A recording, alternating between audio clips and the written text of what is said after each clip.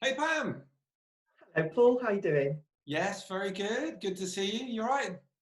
Yeah, not doing too bad, really. Yeah, I see you nicely in the office there working away. I know nothing's changed really for me. Well, no, that's not true. Actually, it has changed.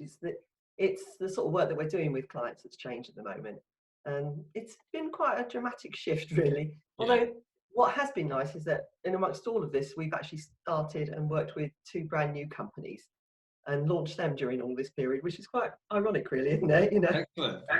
But fun. Yeah. So those are, I've known you many years now. I think maybe 8, 9 years since I launched the business. Actually, before that, because I can remember you coming up when I worked at the hospice to the networking groups. Oh Uh, yeah, yeah. yeah, God, I reckon it's got to be nearly 10 years now I've known you. yeah. I suppose it's 10 years next year. I think that our business has been going. So yeah, it probably is. Where's that time gone, eh? I know, scary, isn't it? Absolutely Yeah. scary. So I know you very well, and we work together on different projects now and again. But for those people watching that don't know, if you'd like to introduce your business and what you do and what you enjoy. Oh, this is the elevator pitch I really hate, isn't it?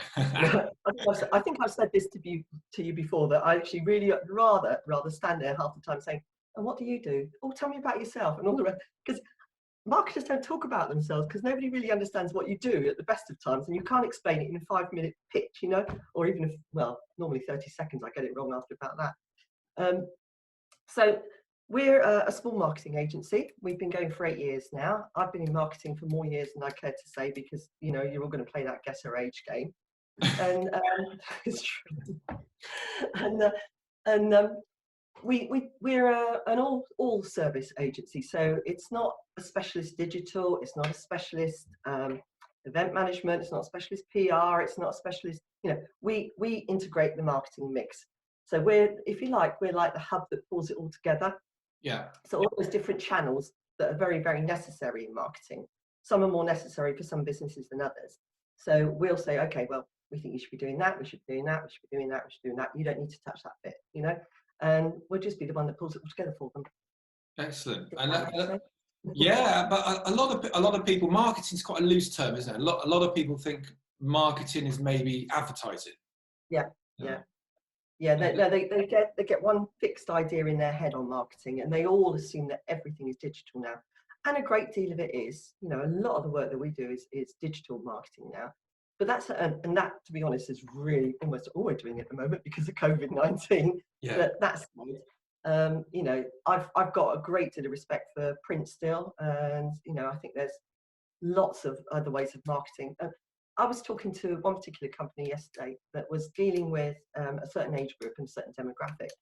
And you know what? Parish magazines are still the best thing for them. Yeah, It's horses for courses. It really is. You just need to work out where the audience is and go for it. I think absolutely it's changed quite a lot. And also, I mean, my background's in print, and I'm still very much one of those geeks that sits there and gets something printed and goes, "Oh, I can smell the ink and all Oh, that." I am me. As That's me. a print geeks.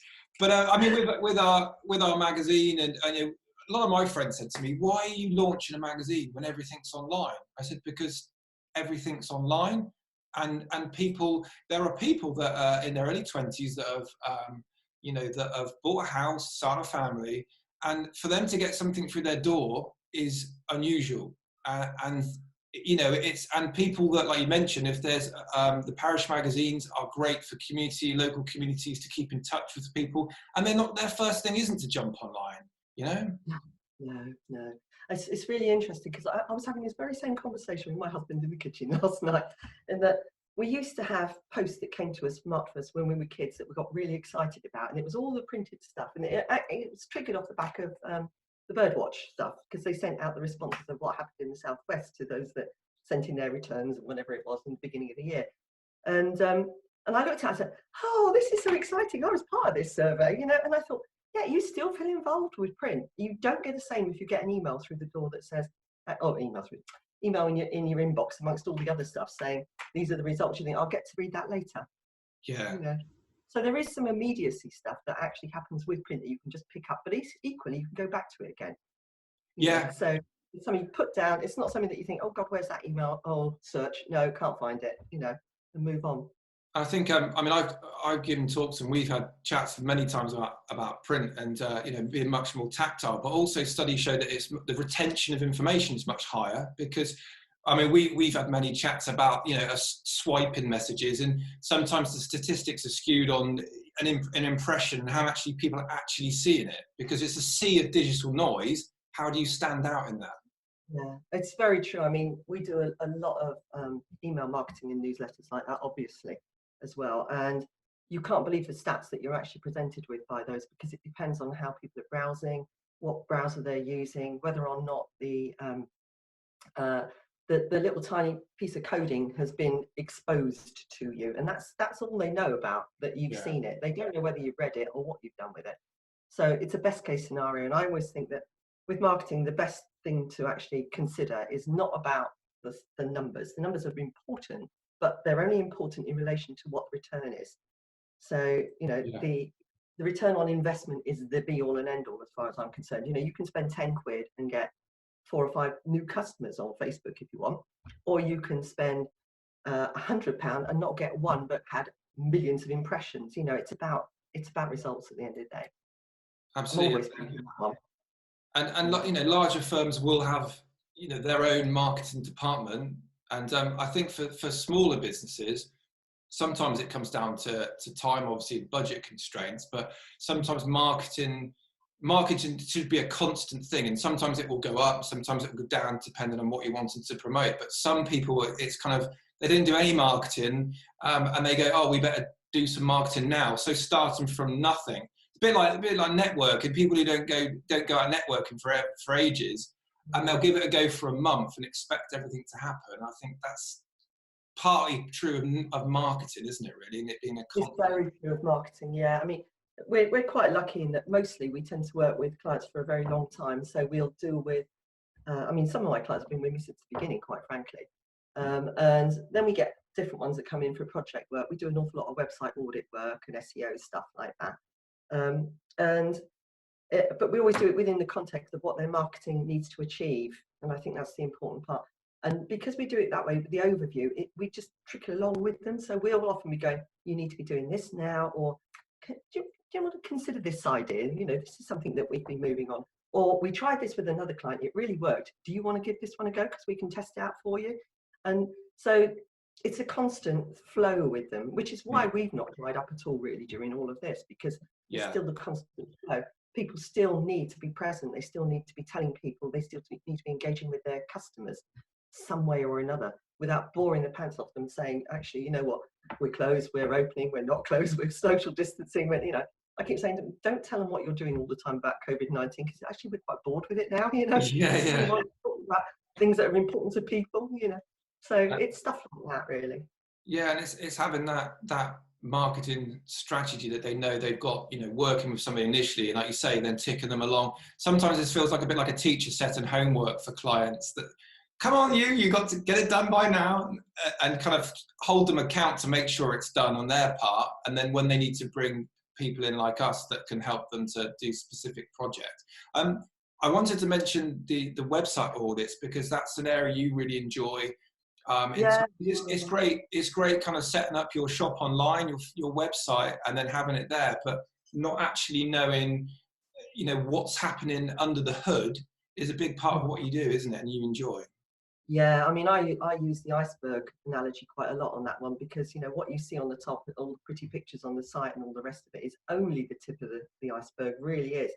Underneath it, there's 100 things that could be going wrong for you.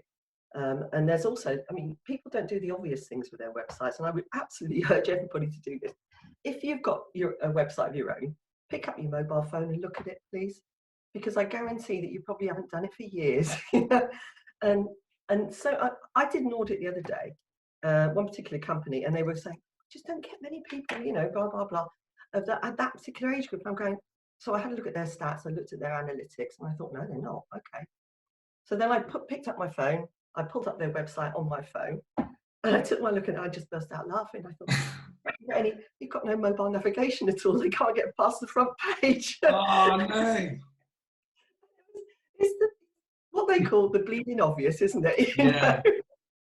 But you never look at it when you're rushing around and you haven't got time. You just think, oh yeah, that's mobile friendly, off they go, you know. And yes, the site is totally mobile friendly. If you put it through a test on mobile, it would say, yeah, that works. Yeah. But having a pair of outside eyes going and say, well, what could be the problem? I get my little, my Sherlock Holmes hat goes on and I start digging into this stuff, which I really love doing. So we'll look at the analytics and we'll look at what that's telling us. We'll look at the Search Console, Google Search Console, and tell us what that's, you know, look at what that's happening. The other day we found one site that had been going for quite a while, and the sitemap had never been picked up yet by Google. So that was a simple one to bung that through and sort that out and get that indexed. And within weeks they were getting responses, you know. Yeah. We look at the on-page SEO. I mean, I could bore you to tears on this. You might have a yawn going across the screen on this one. It wouldn't bore me. I love it. Yeah. We'll look at things like whether they've got the pages. You know, when you go onto a website and you've got the pages not found, the 404s we call them. And some of those, you know, if they're not set up correctly, they don't work. People just get bounced around all over the place. You know, there's things like is the website actually generating a sitemap so that the search engines, when they visit, can actually understand what's going on your website, you know, or have you forgotten to actually activate that part when the thing was launched? Now, a lot of self-builds struggle on this sort of stuff, to be honest. And there's just so much involved in it. We look at the particularly mobile speed at the moment, because if we don't do the mobile, if we don't have it working really well on mobiles now, you're missing out about 60% of your audience. And Google will downrank you. And so will Bing, actually. They will downrank you if your site isn't up to speed. And by up to speed, that means loading in 3 seconds. You know, so don't have massively big pages over 3 megabytes, because actually they won't load in less than 3 seconds unless you're paying super duper money for a very fast server with masses and masses of compression stuff on it, you know. And then of course we do the really boring stuff about looking at the density of keywords and what keywords they're ranking on and where they've got the keywords, have they got them in the right place? You know, it's that bit's really just about the process of getting the right number of keywords in the right places against what your competitors are putting on. Because a lot of people don't realise that with keywords, it's not if I put it in 4 times, that's okay. It's who else is going for that keyword? How many of them are there? Because Google will take an average rank of that on each one of those pages that are ranking for those keywords and say, well, actually, they've got it in 4 times, they've got it on 3 times, they've got it in 6 times, they've got, right, the average is X. And if you go over the average or under the average, then you're not going to compete well with the other ones. So a lot of people don't realise that actually you're in a competition out there in that respect. Oh, cat. I get a point. Sorry, I get a point for cats, 2 points for dogs. No, absolutely. And I think a lot of this stuff, SEO, and there's obviously, you know, there's the old classic. I want to be at the top of Google. You know, and for a lot of people, this is something they have. Oh no, come on. This is something that is completely unknown to them. It's a complete mystery. If you've got a website, predominantly if it's the main part of your business. I mean, if you're selling e-commerce and you're selling through your website and you don't understand how your website's performing, it's a bit like, I guess, using an analogy of like a dietitian. If you're just eating any old food because it's keeping you alive, you know, that's, you think you're doing the right thing because every day you wake up and you're eating and, you know, but actually understanding what food you're eating and, you know, what the difference it's making under the hood, because there's the technical side of things, like things to fix, like missing pages and this, that, the other, and you mentioned the speed. But there's also the UX, there's the customer journey, and looking at things like people are going to this page and then leaving, and then looking at why are they leaving and fixing that. No, very much so. There's all sorts of bits of software that you can use to do that. A really interesting piece, and I wouldn't recommend leaving it on the website all the time because it does slow it down a little bit. But if you've got a problem with a page and you're not sure why it's not working, that page, particularly landing pages, for instance, and you're just not getting that action, the call to action isn't happening, there's a little piece of software you can put on called Hotjar, and Hotjar will actually record the journey that people take as they click around the page, and so you can see the flow. And we did this with one particular client who we just couldn't get him to hit the button that said, you know, contact us or find out more information, whatever. So, well, we know they're interested because this is a subject that they've made a special effort to click on. Yeah. So we're losing them somewhere. And it was stupid. We had the button on the wrong side of the page. We moved the button over to the other side of the page because we could see which way the eye was flowing. Bingo. It's crazy, but it's true. It's that forensic, really, sometimes. Yeah, absolutely. And so people need to understand how their website, the health check of their website. Yeah. What do people do when they get there, and how are they responding? And a lot of the analytics will tell you the flow of where people are going. You know, they'll start from page A, go to B, C, B, and back to A again, and stuff like that. You can see all of that. But it's about, you know, well, like I said earlier, it's all about getting the results. It's about getting those contacts. We put up a new website actually 3 weeks ago, and they'd had a website up for, I think their previous one was 12 years old, so you knew what it was going to be like, don't you? You know? And it wasn't mobile friendly, and nothing had worked on it for a long time. They hadn't had a single response to any of the contact forms because contact forms didn't go anywhere. You know, there was, yeah, seriously, all things were broken on it. And I actually went in originally doing the website audit and a review for them. And when I looked at it, I said, "You're not going to like what I'm going to tell you." And they said to me, they said, "Well, we know it's a bit old." And we went from there. So I gradually broke it to them. It was a bit more than old. You know, we would have to look at doing something new on this one. And it's very rarely I condemn a website because mostly you can do something with it, you know, and repair it or get it to a stage where it's going to keep them going for the next few years at least, or whatever, you know. But this one was beyond belief. And they weren't being supported by their developers. The developers had put their hands up and said, "We're walking away from this website, it's too old, blah, blah, blah." So there was all sorts of things that happened. Yeah. Cut a long story short, we relaunched their website 3 weeks ago. And I think they wish we hadn't, because since then they've had 173 forms requesting information from them. And they're down to minimal staff at the moment. It's like, they are rather delighted and thinking, Yeah. "Oh, goodness, how we're going to control this. We didn't realise we had such a popular product." Oh, that's a great story. It's okay. There's loads of people out there. I mean, that's the thing is going back to our chat earlier on about the marketing. It's a constant thing that needs nurturing. Websites, a lot of people are guilty. Go, "Well, I've got a website, tick. I've got Facebook page, tick. That's me done. Right, I'll go off and do something else." And it's constant plate spinning, you know, and depending on how many people you've got. I mean, you and I know that you got to be spinning a bit of this plate and this plate and this plate, and having that wide range of touch points going on that people can, that's consistent as well. Yeah, and it's not easy nowadays. If you think about it, there's so many different channels you can use, and you know, keeping in touch with all of those various channels is hard work, or can be.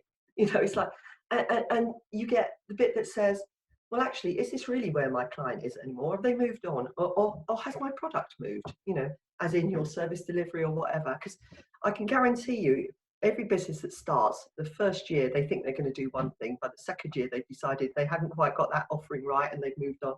But if they built their website in the first year and haven't moved on with it, then actually their website is no longer, or even their marketing hasn't moved. You know, their messages, the stuff that they're giving out. Sometimes people don't realise that they subtly evolve. Yeah. And once they've done that, they need to rethink about who it is they're positioning their messages to, really. Absolutely. I always say to lots of the startups I work with, and usually it's the starting points, the logo, website. Yeah. I always say business cards. I say 250 business cards, no more than that. When you've given your 250th card out, come back to me and we can discuss how much has changed in that time, because there'll be loads. And I noticed that when I launched my business, how much had changed in that short period.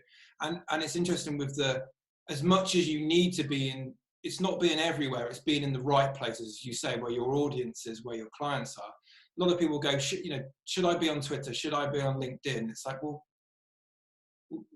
where are your clients? What's the benefit of you being there? What's the best use of your time in reaching your people and serving them and offering advice and becoming that, that expert in your field? And some people, for instance, we don't use Snapchat. It's traditionally, it's a younger audience. And I wouldn't understand how to use. I'd have to get the kids to help out, and they'd probably block me and kick me off. But, but it very much depends on your business, doesn't it, and where the people hang out. So. Oh God, yeah, totally. We get asked questions like, "How many times should we post on social media?" And I'm going, "How many times do you need to?" Yeah. And how long should a blog be? As long as it takes to make it interesting and informative, and get people engaged with it. There isn't a how long is a piece of string answer to marketing. It really just depends on your business. And I think absolutely. And talking to a few other people in the videos, it's an investment, isn't it? It shouldn't be seen as a cost. Marketing, it's a long-term investment, like a business relationship that grows over time. And the more consistent, the more you tick it over, the more that people know what your message is, what you're about. And we're absolutely fascinated. I love marketing. We could talk about it all day. But I think it was really interesting lovely chatting to you today about marketing in general, and particularly the website audits that you do. I can pop some details if people want to get in touch with you, because now's a good time to, if you've got time to do it, the situation we're in, to take a step back. And you and I never get enough time to look at our own marketing. So Don't go there. Builders' houses and all that, isn't it? Yeah. So it's been lovely to catch up with you. And I've been asking everybody the kind of question at the end. So if you weren't in marketing, what would you choose to do differently? Or when you were at school, what were you told you might go on to do when you left school? They didn't know what to do with me at school. I've got an odd brain. So when I was doing the exams, I was 50-50 science and what do you call that one? God, that's how bad it is this morning. So, I was really good at English. I was really good at physics. I was really good at art. I was really good at chemistry. So they just didn't know what to do with me. And marketing didn't exist when I was at school. It just didn't exist. Now, actually, if you think about it, it's a perfect job for me, because it's half creative and half scientific. Yeah. And a lot of people don't realise there's an awful lot of in-depth analysis work that goes on with marketing as well. Yeah. So they wanted to put me down the road of occupational therapist. Oh, really? Okay. Because I could do the arty stuff and do the scientific stuff at the same time. I didn't do that. I filled in one of those forms where you put in what you do. You like hanging out with, spending time with animals, this, that, the other. Yes, I do. People, yes. Are you interested in the arts? Yes. Librarian, I got. Librarian. What? What's that all about? It was all very limited, wasn't it, back in the day? I'm sure it's much more sophisticated now in terms of the algorithms that go on. It probably, and the opportunities that are around now as well, isn't it? I've got to laugh, because the way they did it with us, because they really didn't know what to do with me, they sent me down to have some careers advice, actually in Taunton, because I'd moved to Burnham by that point, because I'm a Londoner, as you can tell by the accent. And you actually had to go through this big sheet of paper and click little dots, which they then put through this machine that took the dots off and then put this through. This is how bad it was. And then it churned out all these different. The other one was a teacher. I could be a teacher. They thought, God, I can't imagine that I'd be anywhere near a decent teacher at all, because I've got, I am naturally and always have been ADHD. So fly with everything, go off everywhere. Get excited by a shiny little thing in the corner, and concentration is difficult.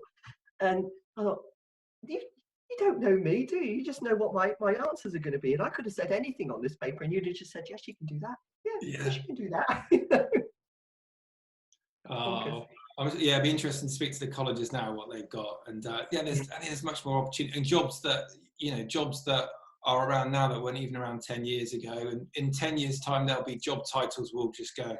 Sound like Space Commander Lieutenant 6 or something, randomly. These titles that come out in digital marketing particularly. There will be no digital marketers. It's not a title that's even relevant now, because digital marketing is marketing on a digital platform as opposed to any other platform. So that's going to be one that's really going to hit the decks, and that'll be like, you had that title? Well, great. Lovely to catch up with you, Pam, as always. And we can carry on chatting about marketing and other ideas, and hopefully speak to you soon, see you soon, and hopefully work on some projects together again soon as well. Absolutely, absolutely. That'd be great, Paul. Wonderful. Thank you. Take care. All the best. Bye, Pam. Bye.